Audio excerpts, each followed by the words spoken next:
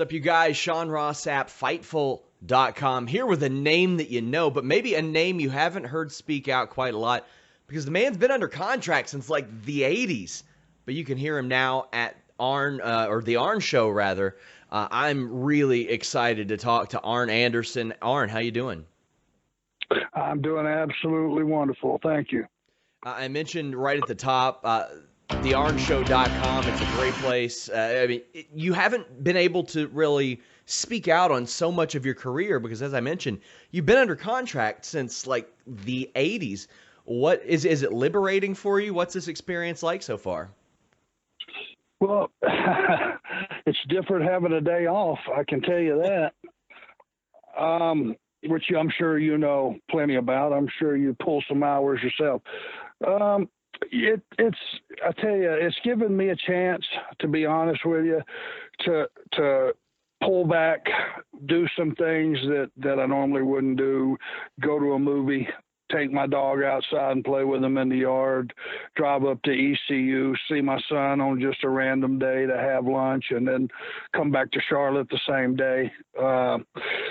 It's just normal things that normal people do, and to go to some of these Comic-Cons and some appearances and an indie show here and there, and just kind of see what life is really about. And I'm thrilled to finally be doing it after 37 straight years of being employed, which, don't get me wrong, I'm not lost on the fact that I have had stability and I have been very fortunate that anybody even wanted me around for that long. But yeah, it's been nice. So did it take Conrad Thompson much convincing to get you to agree to the podcast? Because obviously he has a successful range of shows as is, but was that something that you were ready to jump into when it became available? To be perfectly honest with you, I had never heard a podcast. I had never done a podcast just because of time constraints and not wanting to take on anything extra. And I had several friends, in the industry. Austin has been after me to do his, and one day we were going to do it in LA, but I got tied up doing my other job, or my real job, producing, and that never got to come off. So it's been on the radar, but it's not something that I had planned for or even thought about doing or any of that until Conrad got a hold of me. And, of course, Conrad got a hold of you for Starrcast as well. Another thing that you're going to be involved in Baltimore. This is, I don't know how much of that you did with WWE or even WCW back in the day, but this is a new avenue for wrestlers and even former wrestlers to go out, make some money, share some stories. What's that been like for you? It really is, and it's, people may make light of that and all that stuff, but I tell you, it really is. Conrad runs a top shelf. He runs a top shelf show. He brings in, not only top talent, but people from the past that, if you like nostalgia, if you really are a hardcore wrestling fan, and I use hardcore, it just is a generalization of being like me, just wanting to see and hear and do everything associated with wrestling. You just love it. He brings all that stuff to you. And he just makes it, he puts himself in the seat as a fan and looks at it from that perspective. And that's kind of how he runs his shows. Well, we mentioned right off the top, I think about the last 18 years you had been in WWE. What do you think of their current process, and how has that evolved and changed during the time from when you started there back in, I think, 2001, you went back there from leaving earlier this year? What do you mean by process? Maybe even the hours that it requires that you're required to put in. I mean, we've heard. I got you. Okay. Well, yeah, I'm sure you've heard. Yeah. It's I don't want to bash WWE because for 18 years, I was a member of the quality product and all of the land. And I made a lot of good friends and a lot of generations of, in 18 years, you can just about say you're going to go through 2 generations of wrestlers. When Randy Orton and Cena and those guys are the veterans in the locker room, well, I was there day one when they walked out of OVW, and Vince handed John Cena to me and said, "Here, Arn, teach him. Here's Randy Orton. He's got unlimited potential. Teach him." And now these guys are the veterans and 10 times world champion and all these accolades. And it's like, God Almighty, where did the time go? But the reality is most people don't understand with the old schedule, the way it was, for WWE, you might start out on a Friday from wherever your home base was. You might fly to the West Coast to get there and do a show, which was a 5.5-hour flight if you had a nonstop, if you connected, 8 hours, get off the plane, go to the gym, do a show. Sometimes that night you may have a 300-mile drive to get ahead of the travel to the next town, do a show, have another 300-mile drive, do a Sunday show.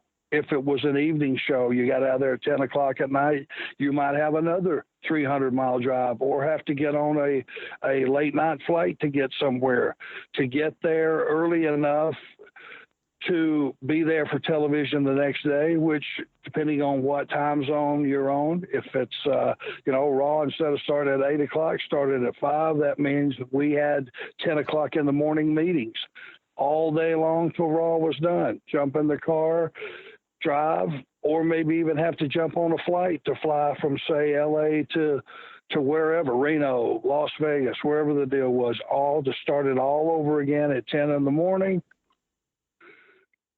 From there, you'd be there all day, maybe take a red-eye flight all the way across country home to the East Coast, get in, sleep all day, you get up the next day, repack your clothes sometimes, head out on the next Friday morning, maybe back to the West Coast. And that could go on for a 3-week back and forth coast-to-coast regimen. For people that have never done it, that'll kill you. Yeah, I mean, the schedule is obviously rough, and as I mentioned, that maybe kept you from doing podcasts, interviews, things like that in the past. For the podcast, are there any stories that you're kind of excited for fans to learn about that maybe they haven't heard about? Because I'm sure you've got a wealth of them. Well, you're right, and I got long-winded about the travel, but it's just something that I think everyone should know, because a lot of times guys showed up at an airport and they're not as congenial as they should be. They're already ragged out. They could be day one of a loop, and they're already ragged out. But I just want fans to understand that a lot of times they want to be somewhere and show up where you are. And if you can take time for them, we always try to do that, because they are our lifeblood, and that's the reason we're doing this for the biggest part. But, there's a lot of times where we're maybe in a hurry and we're blowing through a store, or we're blowing through a workout at a gym that guys just look like they're preoccupied.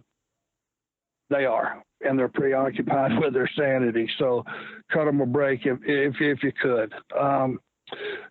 What was the question? I'm sorry. Just, now that you've got the opportunity to tell these stories, is there any aspect specifically of your career or your time that you're excited for people to learn about? You mentioned the travel, and I mean, people know the travel's rough, but I don't think it really can put it in perspective until they hear it or experience it.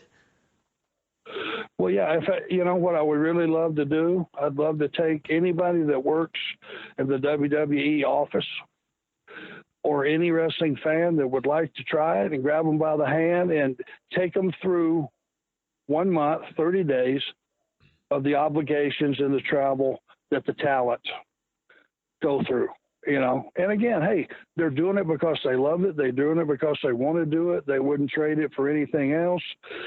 don't misunderstand me. No one here is saying, "Oh, poor, pitiful us." I just think everyone should realize the demands and how dedicated these guys and girls are to. And once you get there, now you've got to give the audience a quality performance. That's what they're paying for. That's what they deserve. And there's just circumstances. Now, the podcast for me, which has been, a lot of people are going to want to know, hey, do you prepare for that? Does anyone send you a script or any of that stuff? Well, no one's ever sent me a script for a promo or a match or anything to do with the business. And the podcast literally, now Conrad is the hero of all this. He did his research. He had the stories that he wanted to tell, and whatever information was out there television-wise or through information sheets or whatever they may have been at the time, he has went back and collected that. And the way he leads you into each question is just seamless. All I have to do really is just pay attention, listen to the question, and just answer it truthfully. And you find that if you just tell the truth as far as your memory goes, then it's easy. So one of the guys that you're kind of known for working with often, and it kind of been rumored, I don't know if it had ever been straight up confirmed, but John Cena, it's been said that you produced, quite frankly, most of his work in WWE. Is that true? And what kind of a working rapport or relationship did you maintain with Cena? Well, yeah, I was responsible for mechanics and psychology and basics and just kind of guiding John of don't do this and here's why. It was never don't do this, do something different. Always tried to have a very understandable conversation with John. I would never say, John, don't do this. This is dumb. Don't do this, and let me explain to you why. And he was very receptive. John is a good human being. He has got a good heart. The Make-A-Wish stuff that he does alone, not having children, in my mind, should get him a one-way ticket to heaven, because I've seen all the kids that he's changed their lives. And when you don't have kids, that speaks pretty much for who the human being is.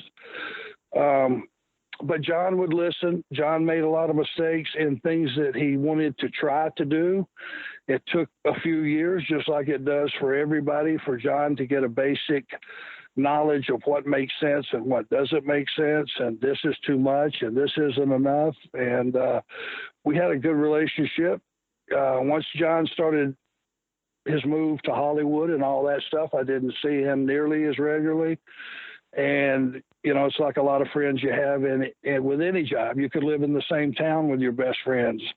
You don't pick up the phone and talk to them every day. We kind of lost touch when he was gone, and he would come back and we would work together. The last couple of years, some other guys have taken some of John's matches, but predominantly, I think you would probably say, if you went back and made a count, I've had probably 95%.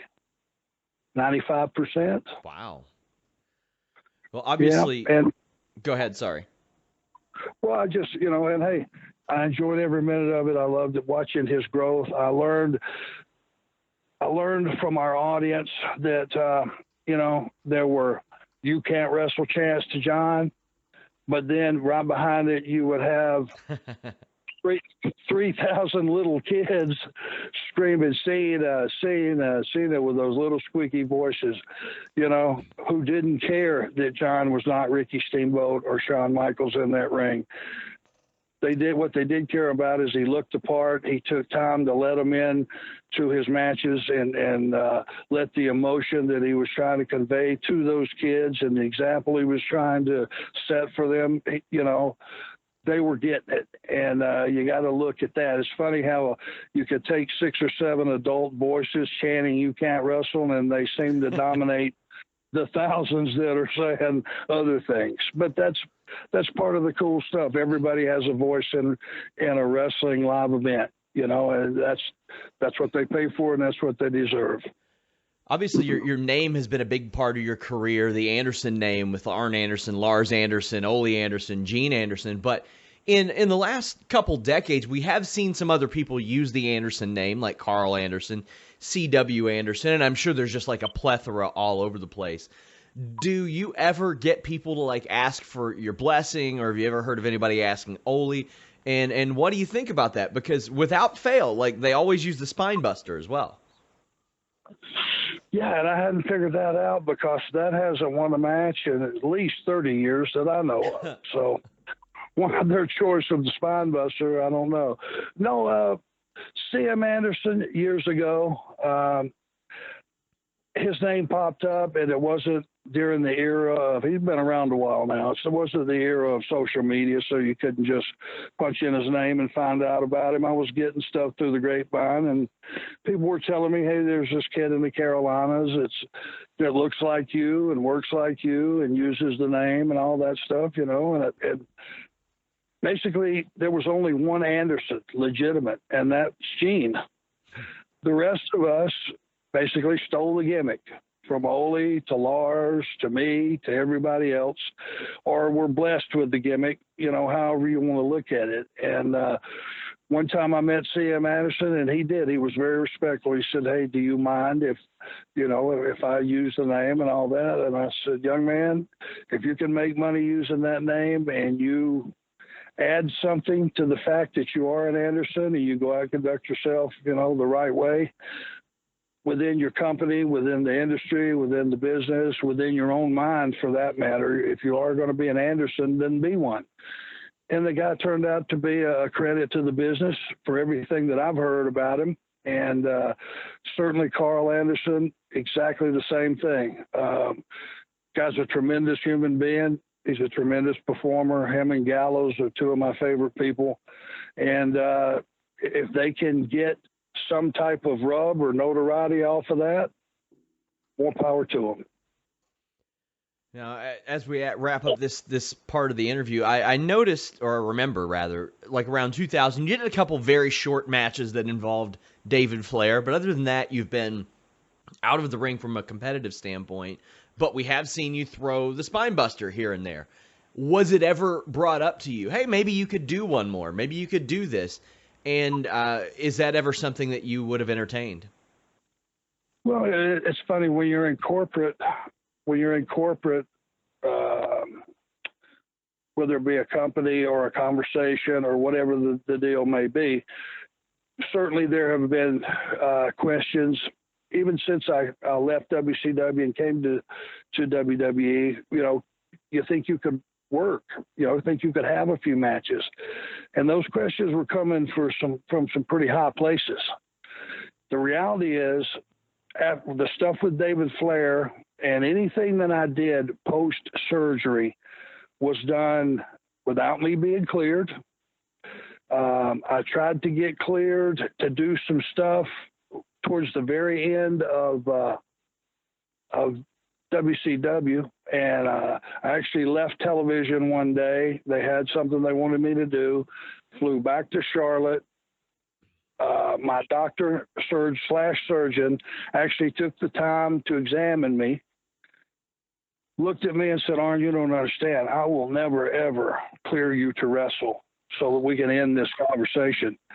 So I jumped back on the plane the same day now and flew back to where television was. And I want to say it was Rockford, Illinois, which is not an easy place to fly in and out of. I had to drive back and forth to Chicago, I think, to even get back there for television. And that put the kibosh on with WCW ever doing anything legally. Let me just put it to you. I guess it would fall under legally. The stuff I did with David Flair and anything you saw me do physically after that, I was not cleared. So, and everyone knew I wasn't cleared.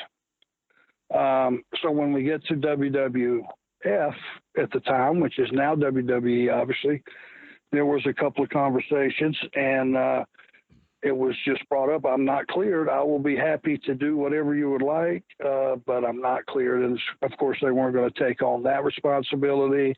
And over the years, it would come up, hey, we'd like you to do this. Can you do this? Well, sure, I can do it. I thought I could, but I'm not cleared. And when you're in that corporate end and companies like that, it's not like going to an independent show which they'll say, hey, man, I'd love to have you do that spine buster. What do you think?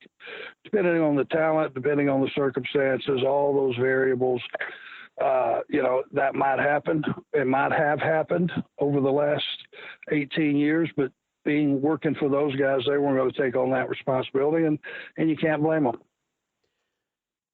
Arn, I want to thank you so much for taking all the time to talk to us.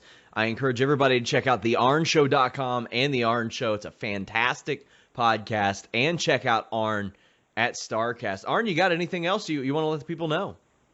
Well, for yourself and everybody else that's out there, hey, guys, I'm feeling my way through this podcast, and I want to do a good job for you. I want to answer any questions that you have.